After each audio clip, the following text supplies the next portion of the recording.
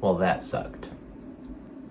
So I went out to the Hideaway disc golf course out in Terrell, played in a tournament out there back end of January, and 2-round tournament, B tier, and got my teeth kicked in. So we're about to go over that. It wasn't a great showing by me. It was really, really rough. I'm just going to go ahead and put out a disclaimer right now that I'm going to try not to sound like I was complaining, like none of it was my fault. I did not execute the way I needed to, but I also had a lot of bad luck. So, you get to join me in my misery, but hopefully we can both learn some things and be able to apply it to our next sanction round. So here we are on hole 1. A little over 300 feet. Trees kind of guarding the basket. Decide to go with a prototype Athena, leave it low, get a big skip, inside circle 2, not to too bad of a spot. Have a jump putt, feeling comfortable about it. It's in a range that I could possibly make, but with where I was at, I wasn't worried about making it, just trying to get it close. Ground was a little damp because it had rained the night before, so I come up here, I've got about a 20-footer for par, missed short, and that was essentially the theme of the day right there, right off the bat. 2, I go forehand. I wasn't entirely sure where the basket was. I threw it low and I got a good flight out of it, but I needed it to be on the other side of that big fir tree because the basket was kind of tucked into this little cove over here to the right. So I had no shot of getting it out of the basket, or getting it to the basket. Only had to play it out into the fairway, get through the tree luckily on the first try. I throw my berg here and just didn't commit. I got it inside circle, but I gave myself another tough putt just because I didn't commit to it because I was worried about that stuff in front, and just completely airball the 15-footer and blasted 20 feet past. Luckily, I made the 20-footer coming back, but, you know, that's a double bogey really quickly. On to hole number 3. Trying to just keep the wheels from falling off. Nice little tunnel shot and grip lock it. And it kicked really far, but it honestly kicked into a good spot. I had a chance to be able to get over these trees right here and at least be able to get semi-close to the basket. I don't throw too bad of a shot. There's a little ravine that runs short of the basket. I got it through all the trees and everything. But I'm kind of up on the side of this hill right here. You can't really see because you can't see my feet. And so give it a half run for the par putt. And luckily make the one putt right there to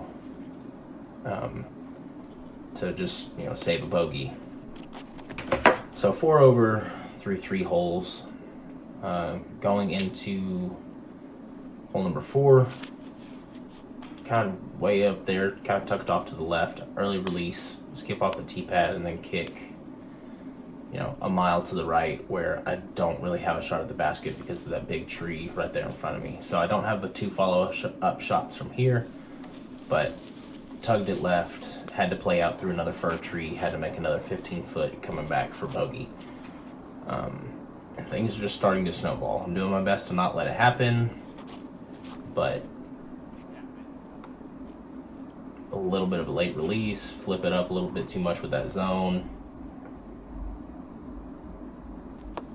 And then I just get way too cute there. I was on another weird side hill lie, just trying to keep my footing. Tried to go around that tree and instead threw it right into the middle of that tiny tree. And just, you know, turn a bad situation worse. So here I am on hole 6, the first par 4 of the day. You got to get through this tunnel, get out there to that gap.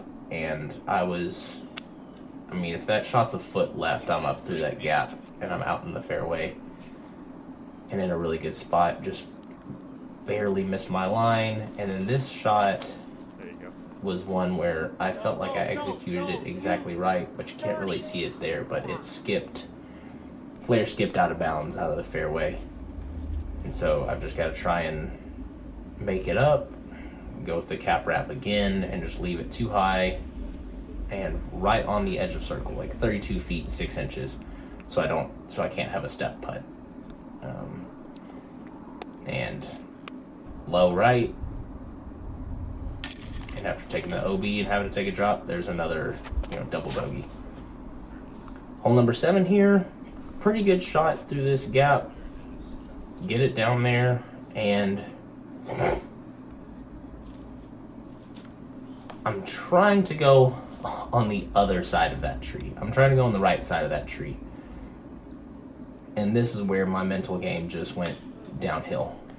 I gave that one a good run from an awkward lie off the top of the basket, and then just upset and just letting everything snowball. I'm trying not to be a cancer to the card. I'm trying not to take,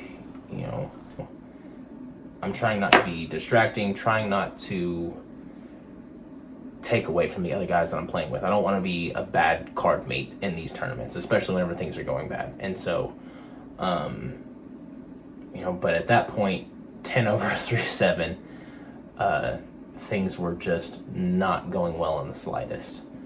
So it was really tough to stay in a solid mental state there.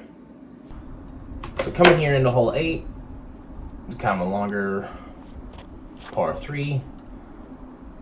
I throw a decent forehand. It was a little bit left of where I wanted it to be, but it's up there in a good spot.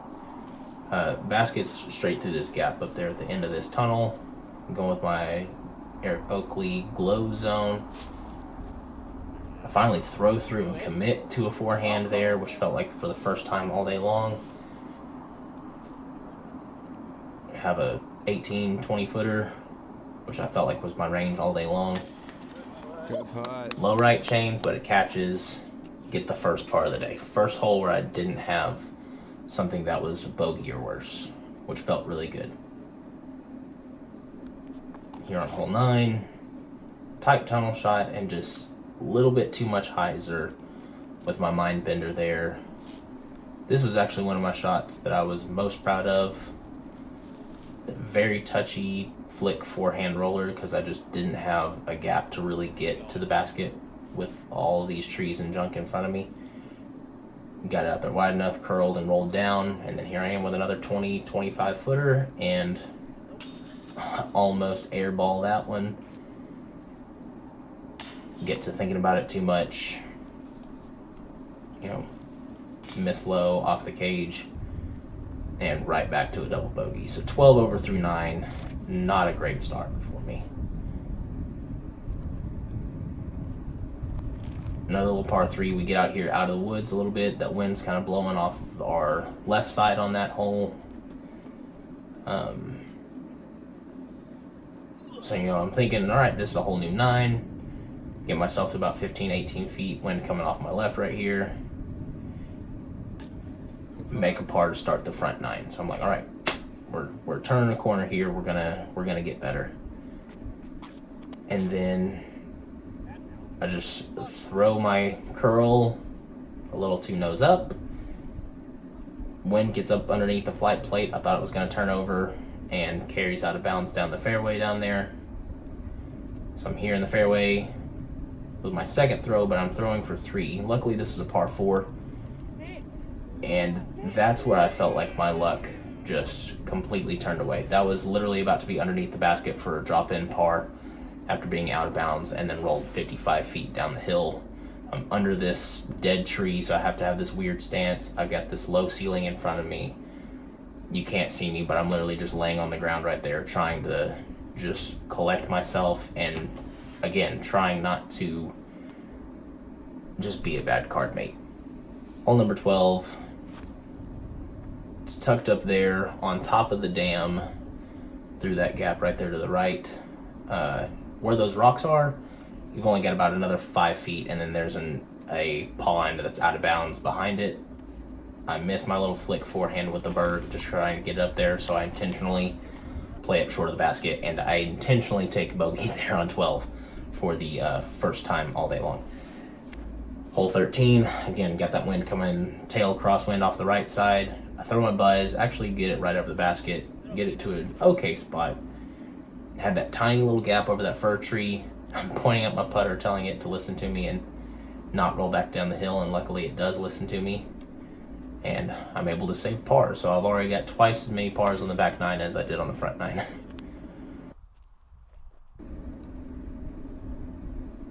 Hole 14. This was one of the shots that I was really proud of. Kept that low enough, flexed it out there, got it into the gap. About 25, 28 footer maybe. It's a little bit longer. And low left, first birdie of the day on 14. Gorgeous. And then follow it up with this.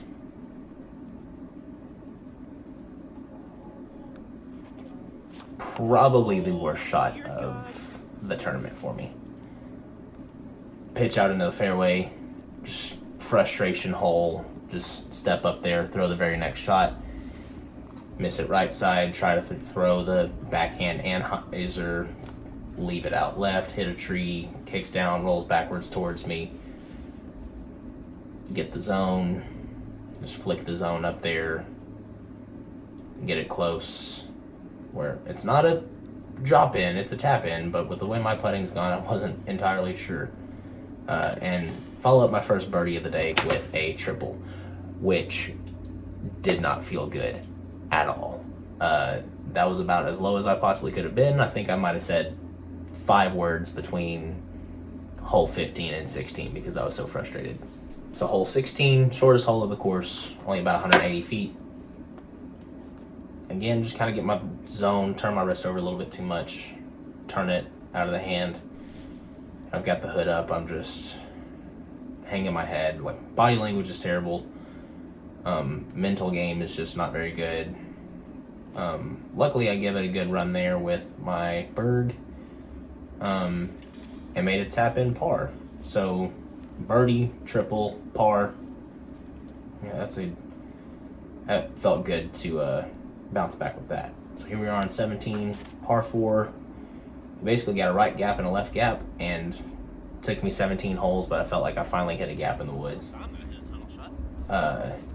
Jacob actually handed me my Berg here. He picked my shot for me, and right off the basket for my eagle bid, and then tap in my birdie there on 17. So I felt like things were turning around. I had finally, was able to crack a smile, have just a little bit of relief.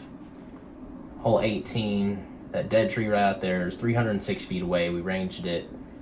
Throw a pretty good shot. I thought I was going to get it over it, but it kind of kicked down to the right, but I wasn't that worried about it because I knew I had a shot to get to the basket on another par 4 here to finish the day.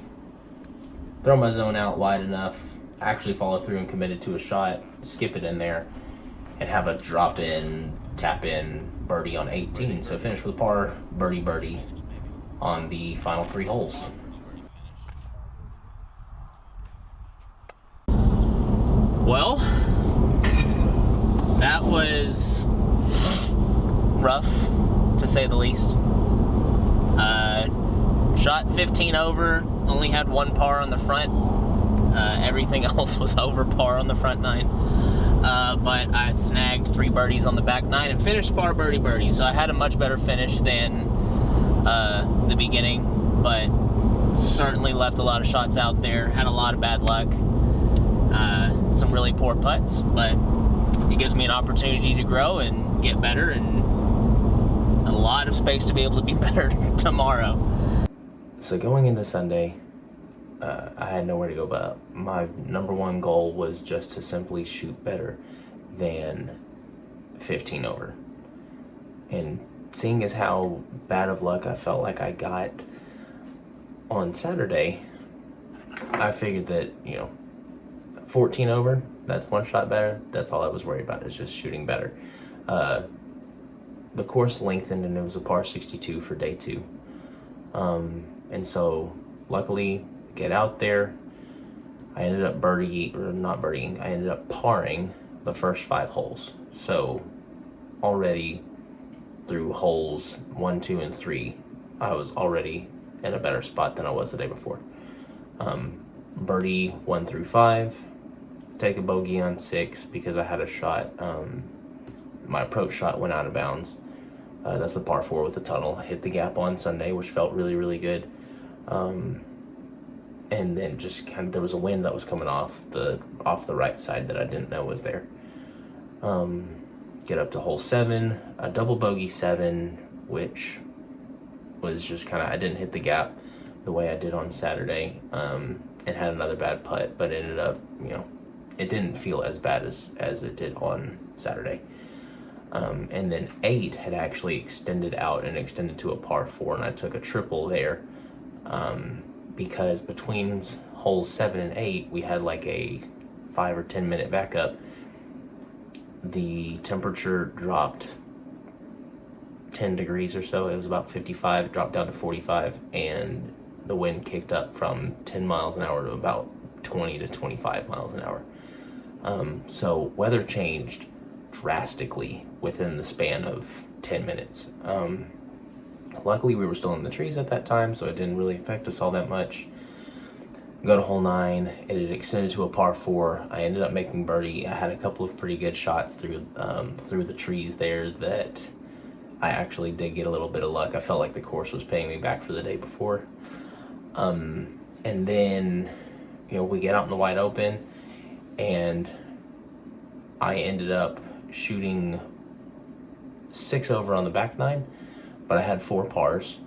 And then combine that with the pars and the birdie I had on the front 9, I ended up shooting 11 over and went 73 for the 2 rounds. It actually was not the worst round of the day. There was me and 3 other guys that shot 11 over, and then I think there was 6 or 7 guys that shot worse than that going into, or finishing out on Sunday. I think there was 4 guys that actually shot like 20 over because of the weather and just because of all sorts of stuff that were happening to them. And so I was right in the middle of the pack on Sunday, which felt really, really good. Still not crazy excited about 11 over, but my 11 over round was 865 rated. So we're almost a month past that now, or I guess we're 3 weeks past it now. Rating updates have happened. I dropped 12 points from an 881 to an 869. Nice. But I do feel like I've grown from it. It's helped me in my mental side. And it's just given me a springboard to be able to, I want to try and get at least a rated round, whether that's a flex or a tournament, every single month this year. And it's given me a good springboard to be able to attain that goal and be able to improve on that. And hopefully get to 900 rated by the end of the year. So, all in all, 73, 15 over, 11 over, tied for 31st. My first tournament of 2023. Not great, but it'd be hard to do worse. And so, onward and upward for the rest of the year. I appreciate y'all tuning in. Hopefully that you learned something from this, and the thing is, stuff's gonna happen. How you respond to it is what's gonna make us better. I learn a lot more from failing than I do from succeeding all the time. So that's what I try to tell my athletes at my job, and that's what I try to also live by. So if you can, leave a comment, subscribe, do all the YouTube things, share it, and I appreciate y'all coming along in this journey with me.